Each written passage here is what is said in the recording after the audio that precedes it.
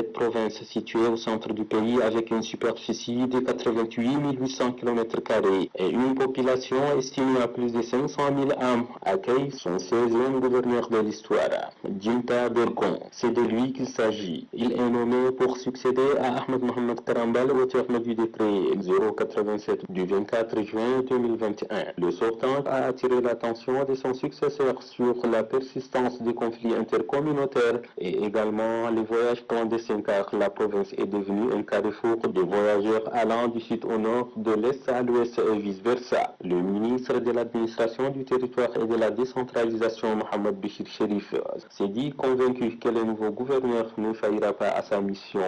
M. Djimta Bergon est un homme suffisamment loti et mieux averti, capable de faire face aux problèmes cruciaux qui sont la gestion des hommes et les affaires de l'État. Le nouveau gouverneur du Bata, Djimta Bergon, affirme que ses missions et attributions seront exécutées avec rigueur et fermeté. Je ferai en sorte que mes collaborateurs et moi-même puissions résolument nous mettre au service de la population dont nous avons la charge. De formation militaire, Djimta Bergon, nouveau gouverneur de la province du Bata, fut plusieurs fois chef de service dans l'état-major de l'armée, plusieurs fois commandant des unités dans les zones militaires et chef de l'état-major de la force multinationale. Cette réunion a permis de déceler les mots qui minent le bon fonctionnement des structures décentralisées du ministère de l'élevage, de voir les réalisations de la délégation provinciale de l'élevage et trouver des solutions aux problèmes auxquels les éleveurs font face. Le gouverneur de la province du Logone occidental, Bachar Ali Suleiman, a souhaité la bienvenue à la délégation ministérielle avant de saluer l'initiative de la mission. Le programme de votre visite de travail affiche vos soucis de rechercher les solutions aux nombreux problèmes auxquels est confronté le département dont vous avez la lourde charge. Dans son intervention, le ministre de l'élevage et des productions animales, Dr Abdrahim Awad At-Taïb, a insisté sur la situation sanitaire du cheptel. Nous avons un problème qui est récurrent aujourd'hui dans notre pays d'une manière générale, le problème agriculteur-éleveur. Et puis nous avons un autre problème qui nous concerne directement, c'est le problème sanitaire du cheptel. Le cheptel, le bétail, le problème de vaccination. Après cette séance de travail, la délégation ministérielle a tenu une autre réunion avec les personnels de la délégation provinciale de l'élevage et des productions animales pour toucher du doigt leurs problèmes. La visite de la centrale électrique à gaz de Moundou, qui alimentera le complexe industriel des abattoirs du Logone, a mis un terme aux activités de la mission. Dans le même ordre de célébration de la Journée mondiale de la population, le Fonds des Nations Unies pour la population, en partenariat avec d'autres organisations, ont organisé une campagne de sensibilisation sur plusieurs thèmes, notamment sur le dépistage volontaire des maladies sexuellement transmissibles, l'espacement des naissances, l'utilisation des produits de contraception sans tabou, la grossesse précoce, l'éducation de la petite fille, la lutte contre la mortalité maternelle, l'offre des services de santé, la vaccination des enfants contre la rougeole, la consultation prénatale et gynécologique pour bien édifier la population sur la dangerosité liée à ces maladies. Tous ces thèmes sont appuyés par des films projetés. Toujours assoiffés d'apprendre, la jeunesse de la province du Chariba-Guirmi a reçu à travers le panel interactif une connaissance de l'entrepreneuriat. Au cours de ces échanges, les panélistes ont expliqué aux jeunes les différentes techniques pour entreprendre d'emplois indépendants. Pour les jeunes du Chariba-Guirmi, il y a l'offre mais il n'y a pas la demande. C'est pourquoi ils ne sont pas motivés pour innover. Selon les intervenants, les jeunes peuvent entreprendre à partir de 0 francs en créant des petites activités pour avoir des moyens afin d'atteindre un niveau élevé. Dans le but de contribuer au développement local, les CESADEP lancent officiellement à Karal et à Mani le projet de renforcement des capacités d'action citoyenne de jeunes et femmes. Ces projets couvrent la province de Hadjar Lamis et du Chariba-Guirmi. Il est financé par l'Union européenne à travers le programme d'appui à la société civile PASOK pour une durée de 18 mois. La valeur de ces projets s'élève à plus de 59 millions de francs CFA.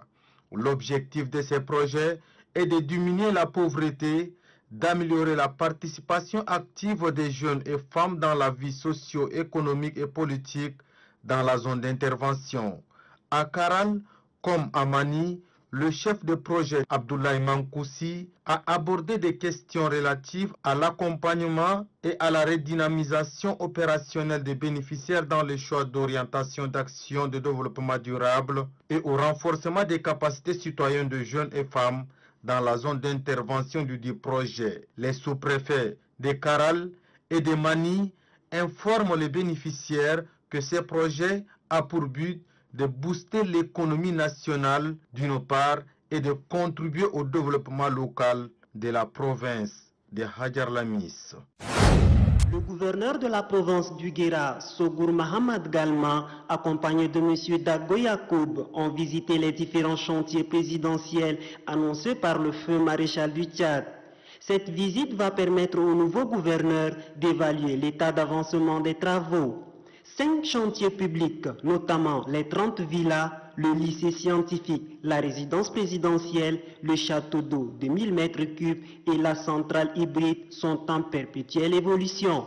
Sur place, le gouverneur et sa délégation ont eu droit à des explications de la part des techniciens qui dirigent les travaux. Très préoccupé par ces projets, l'ex-gouverneur de la province du Guéra, Dago Yacoub, qui a suivi de près le début et l'évolution de ces chantiers, a demandé au gouverneur de la province du Guéra, Sogour Mahamad Galma, de suivre de près ces chantiers jusqu'à leur finalité harmonieuse. Je voudrais aussi confier ces chantiers à mon remplaçant afin qu'il puisse toucher du doigt les projets qui sont en train de se faire. Nous sommes trop gourmands, on veut même les 14 projets. Mais maintenant, nous nous contentons de 5 projets qui ont leur importance pour la population de la province du Guéra.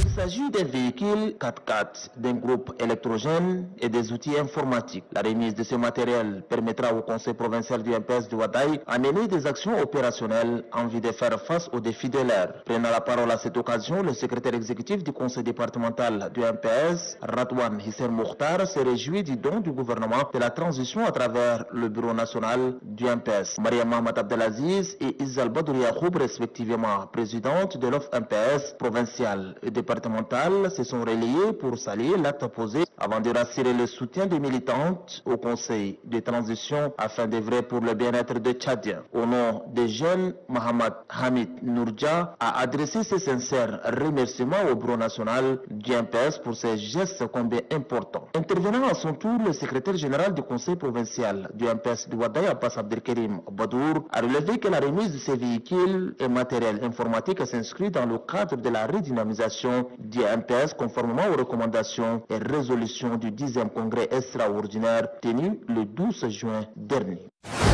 Dans sa déclaration face aux militants du mouvement patriotique du salut, le secrétaire général du conseil provincial du MPS de la Tondjili, Kinkila Dangran Benoît, a indiqué que le véhicule et autres matériels offerts est de redynamiser le parti et poursuivre le combat jusqu'au bout. Dans le cadre de la redynamisation, le parti a mis à la disposition de tous les conseils provinciaux, de 23 conseils de moyens roulants, de Toyota Land Cruiser 4x4 flambant neuf.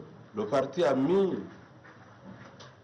à notre disposition pour la nouvelle technologie de matériel informatique pour permettre le fonctionnement des structures. Un acte qui a marqué les militants du mouvement patriotique du salut MPS.